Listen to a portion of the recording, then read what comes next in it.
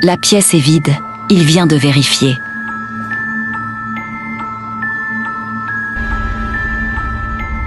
Personne, nulle part. Puis, un bruit.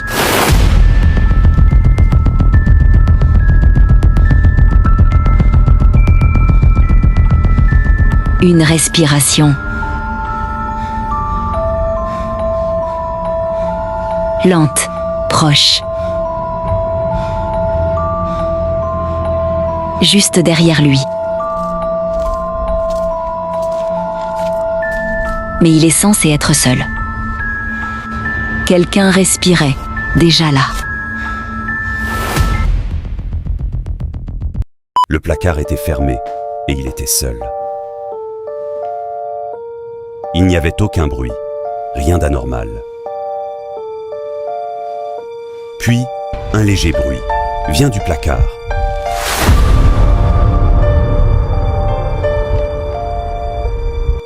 Il s'approche, lentement, sans comprendre.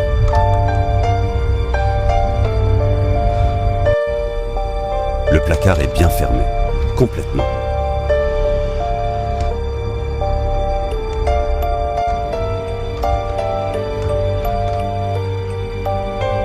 Il ouvre doucement et ne voit rien. Le placard est vide, mais quelque chose est déjà sorti. La voiture est verrouillée. Il est seul. Dans le parking, il déverrouille. Les lumières s'allument.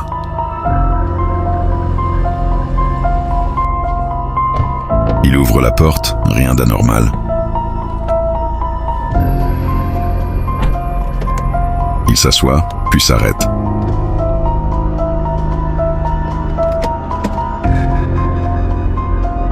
Le siège est enfoncé.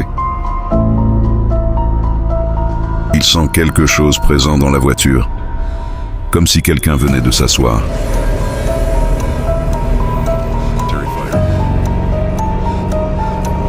Il se retourne, lentement.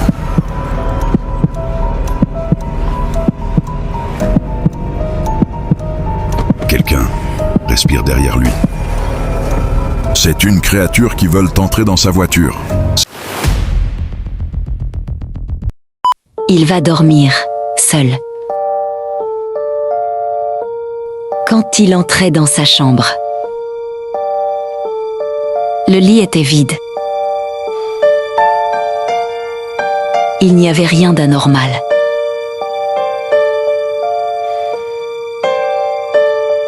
Puis, un bruit retentit sous son lit. Terrifié, il regarde dessous. Il n'y avait rien.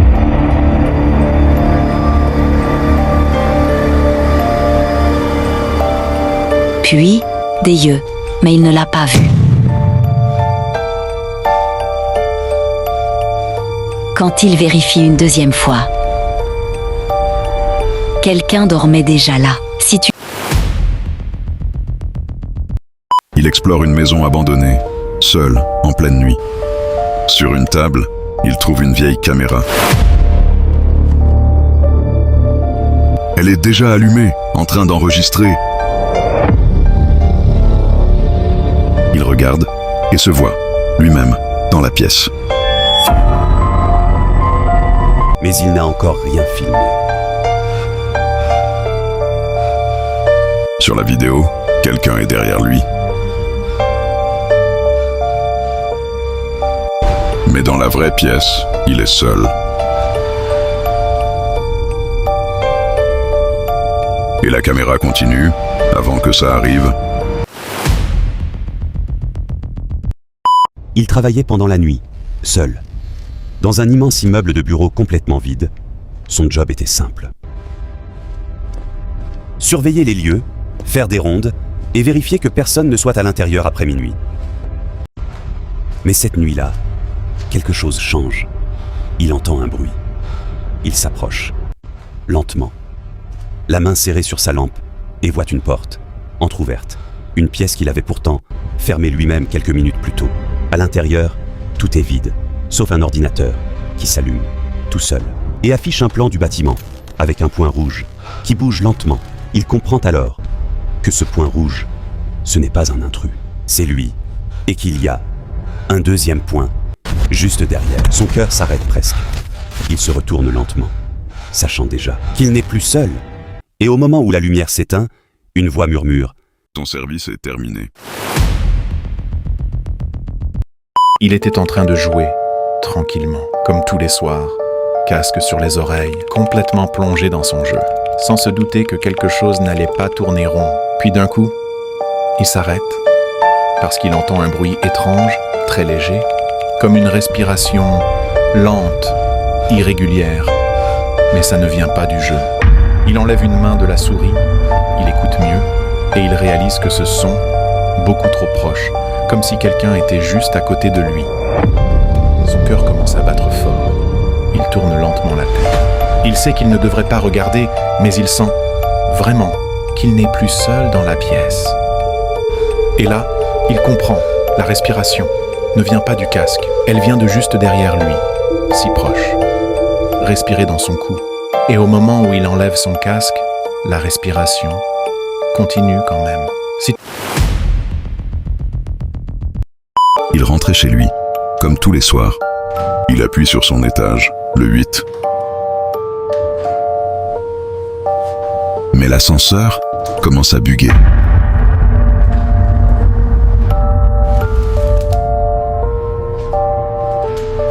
Il affiche 13.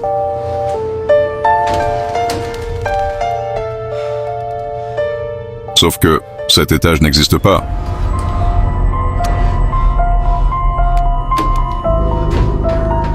Les portes s'ouvrent sur du noir total. Et quelque chose le regarde.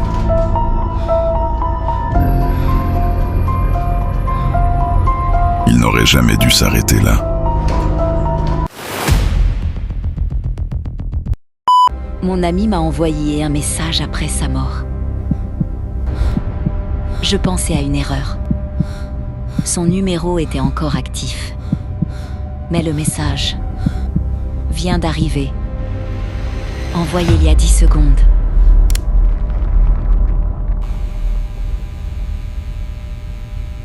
Regarde derrière toi.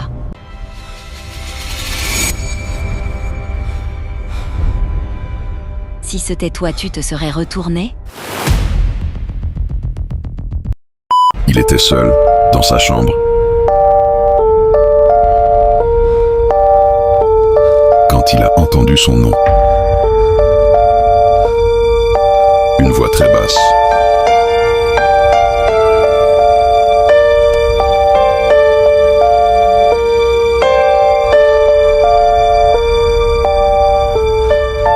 Elle venait de sous son lit. Il reste figé.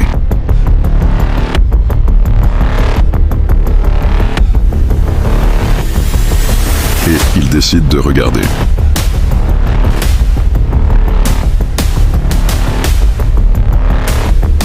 Et ce qu'il voit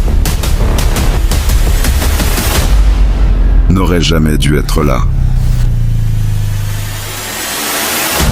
Abonne-toi pour plus d'histoires.